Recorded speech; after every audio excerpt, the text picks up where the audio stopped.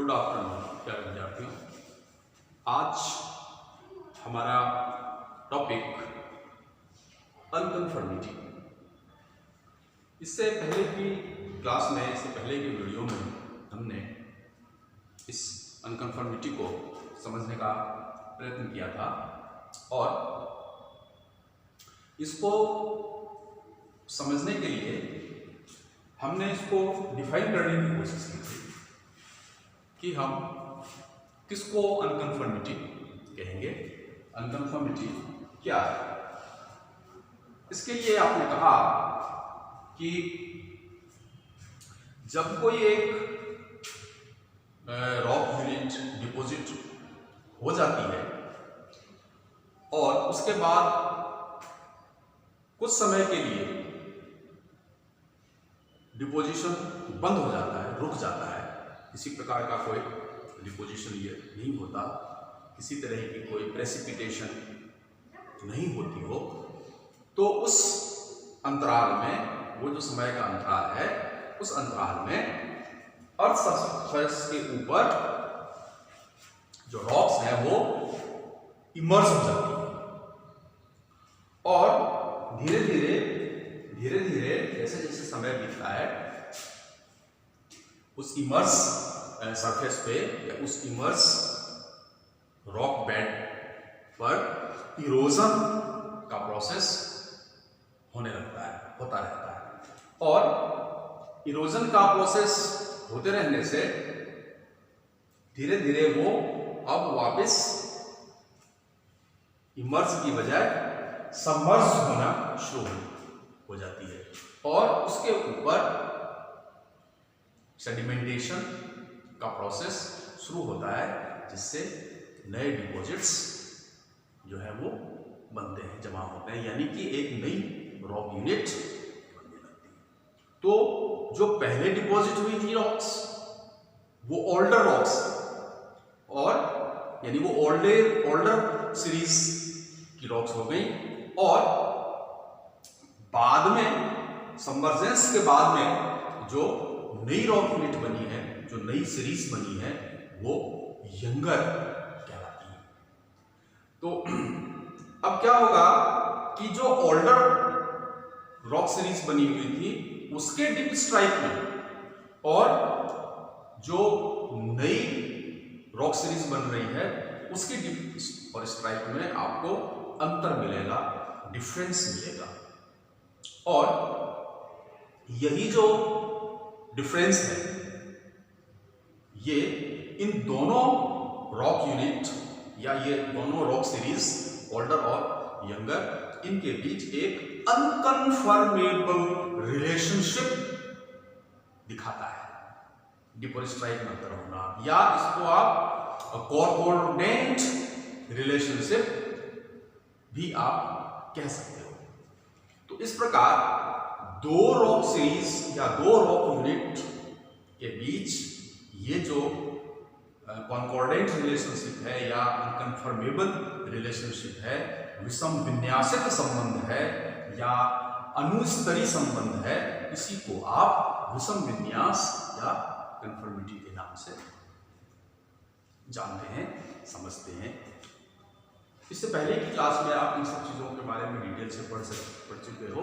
आपने types of unconformity पढ़ा था, जिसमें आपने कई तरह की अनकन्फर्मिटी को डिस्क्राइब करने का कोशिश किया, जिसमें आपका एंगुलर अनकन्फर्मिटी आपने पढ़ा और आपने डिसकन्फर्मिटी पढ़ा, आपने नॉन कन्फर्मिटी पढ़ा, आपने रीजनल अनकन्फर्मिटी के बारे में पढ़ा, उन सब के डिफरेंस के बारे में पढ़ा और डायग्राम भी आपने इसके देखे, डायग्राम से भी आपने समझने का प्रयास किया।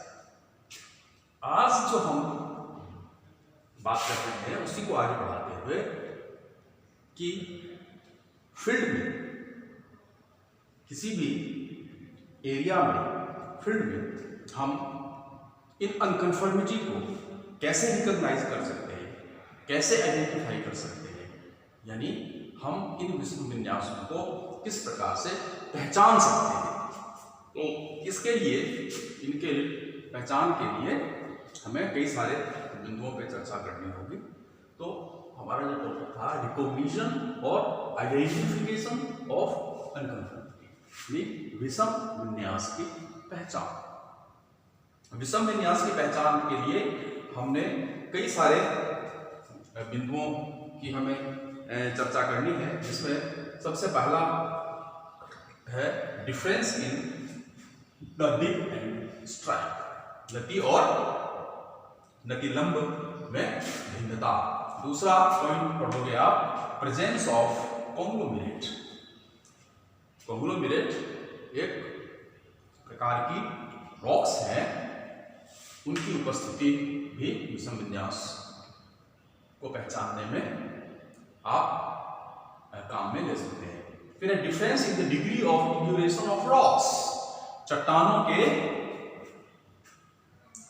मजबूत होने का जो डिफरेंस है, एक सीरीज की रॉक दूसरी सीरीज की रॉक से कितनी दृढ़ है, कठोर है, उसके आधार पर भी आप उनको आइडेंटिफाई कर सकते हो। उसी तरह से difference in the degree of metamorphism of rocks, कायांतरण की जो कोटि है, कायांतरण का जो मात्रा है, मेटामॉर्फिज्म की जो डिग्री है, उसमें यदि डिफरेंस है तो वो भी एक पहचान का कारण हो सकता है। उसी तरह से difference in the intensity of faulting, वलन की तीव्रता में यदि डिफरेंस है वो भी एक पहचान हो सकता है। उसी तरह से पैलेंटोलॉजिकल एविडेंस, दो अलग अलग तरह की रॉक यूनिट में मिलने वाले जीवाश्मों के आधार पर भी आप अनकन्फर्मिटी को रिकॉग्नाइज कर सकते हो। उसी तरह से presence of geological structures, rock units में, दोनों रॉक सीरीज में, ओल्डर और यंगर रॉक सीरीज में स्ट्रक्चर्स के आधार पर, संरचनाओं के आधार पर भी आप अनकन्फर्मिटी को डिफाइन कर सकते हैं। जैसे पहला बिंदु है आपका, पॉइंट है difference in the dip and strike. Dip और स्ट्राइक में यदि डिफरेंस है, देखिए जैसे कि अभी अपन ने चर्चा की, दो अलग अलग रॉक सीरीज जो पहले बनी वो ओल्डर और जो बाद में बनी वो यंगर होती है, तो दोनों सीरीज में के डिप और स्ट्राइक में यदि अंतर है तो आप ये समझ सकते हैं कि वहां अनकन्फर्मिटी है। यानी डिप और स्ट्राइक में डिफरेंस होना आपके रिकॉग्निशन की पहचान हो सकती है। दूसरा point presence of conglomerate. Conglomerate की उपस्थिति, या कॉन्ग्लोमेरेट को आप संगुटिकाश्म कहते हैं, जिनमें कॉन्ग्लोमेरेट जो गोल गोल जो बोल्डर की तरह होते हैं, उनकी जो उपस्थिति है वो भी इनकी पहचान का कारण हो सकता है। कि यदि ओल्डर सीरीज के सबसे ऊपरी सतह पर कॉन्ग्लोमेरेट पाई जाती हो तो इसकी उपस्थिति अनकन्फर्मिटी को प्रदर्शित करती है, और इनकी जो उत्पत्ति है वो ओल्डर रॉक सीरीज के रॉक्स के वेदरिंग के कारण होती है।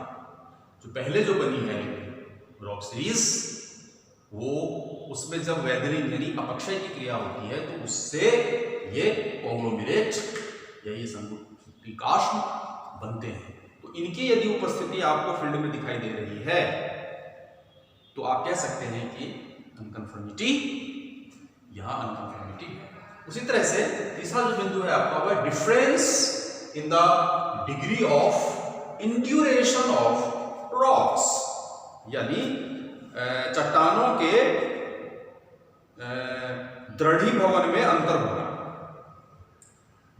यदि दो रॉक सीरीज के स्ट्राटा में इंड्यूरेशन में अंतर हो, यानी उनके दृढ़ होने में डिफरेंस हो, अंतर हो, तो आप कह सकते हो कि यहां विषम विन्यास प्रेजेंट है।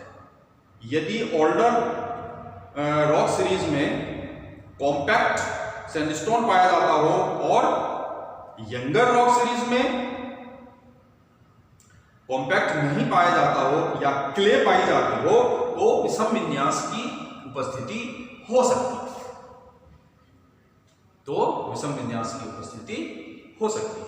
उसी तरह से difference in the degree of metamorphism of rocks, यानी शैलों में के कायांतरण की मात्रा में अंतर होना।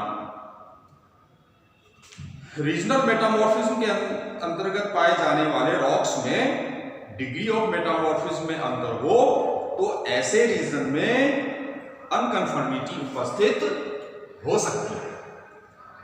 रीजनल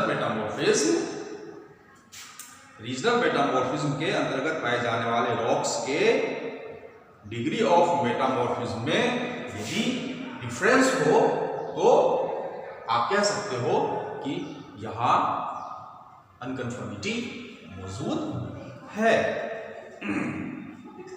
जिन रॉक्स पर मेटामॉर्फिज्म का प्रभाव कम हो वे यंगर रॉक सीरीज के हो सकते हैं, और जिन रॉक्स पर मेटामॉर्फिज्म का प्रभाव अधिक हो वे ओल्डर सीरीज की रॉक्स हो सकती है। तो इस डिफरेंस के आधार पर भी आप अनकन्फर्मिटी को आइडेंटिफाई कर सकते हो। उसी तरह से पैलेंटोलॉजिकल एविडेंस, जीवाश्मीय आधार क्या हो सकता है, जीवाश्मीय प्रमाण क्या हो सकता है। यदि दो रॉक सीरीज के स्ट्राटा में अलग अलग फॉसिल्स पाए जाते हों तो दोनों रॉक सीरीज के बीच अनकन्फर्मिटी हो सकता है। मान लीजिए ओल्डर में और यंगर में, दोनों में यदि आपको अलग अलग तरह के जीवाश्म मिल रहे हैं, अलग अलग तरह के फॉसिल्स मिल रहे हैं, तो आप कह सकते हो कि उनके बीच अनकन्फर्मिटी या विषम विन्यास उपस्थित है। एग्जाम्पल के लिए आप कह सकते हो कि यदि एक सीरीज के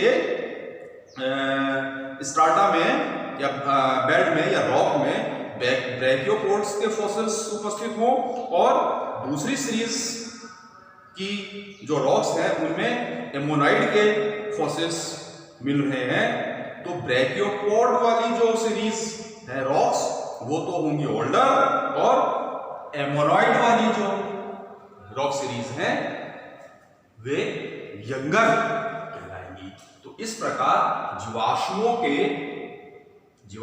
अलग अलग रॉक सीरीज में या ओल्डर यानी यंगर में यदि अलग अलग तरह के फॉसिल्स या जीवाश्म आपको मिल रहे हैं तो आप कह सकते हैं कि उनके बीच अनकन्फर्मिटी यानी विषम विन्यास उपस्थित है।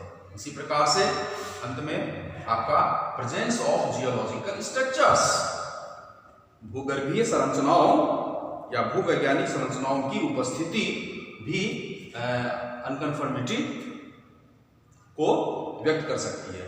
ओल्डर और यंगर दोनों में से एक रॉक सीरीज में इग्नियस इंट्रूजन यानी आग्नेय अंतर्वेधन, फॉल्टिंग या फोल्डिंग इत्यादि उपस्थित हो सकता है। इस प्रकार जो इंट्रूजन है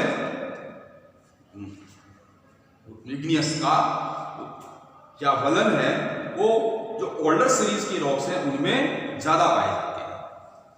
तो ये अनकन्फर्मेबल जो प्लेन है इसके ऊपर ये संरचनाएं अनुपस्थित होती हैं, जिससे आप ये निष्कर्ष निकाल सकते हो कि इन दोनों के बीच अनकन्फर्मिटी या विषम विन्यास उपस्थित है।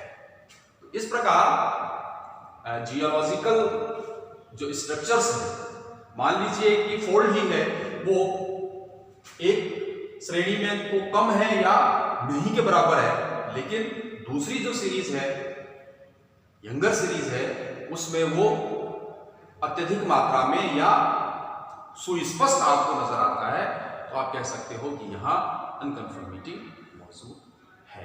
इसी तरह से फॉल्टिंग में भी कह सकते हैं कि दोनों सीरीज के बीच में एक सीरीज में तो फॉल्टिंग नहीं नजर आ रही लेकिन दूसरी सीरीज में आपको स्पष्ट फॉल्ट नजर आ रहा हो, तो आप कह सकते हैं कि यहाँ अनकन्फर्मिटी मौजूद है। इस प्रकार से आप अनकन्फर्मिटीज की रिकॉग्निशन या उसके आइडेंटिफिकेशन के लिए इतनी सारी चीजों के आधार फटाफट आप इसको फिट में पहचान सकते हैं। थैंक्स।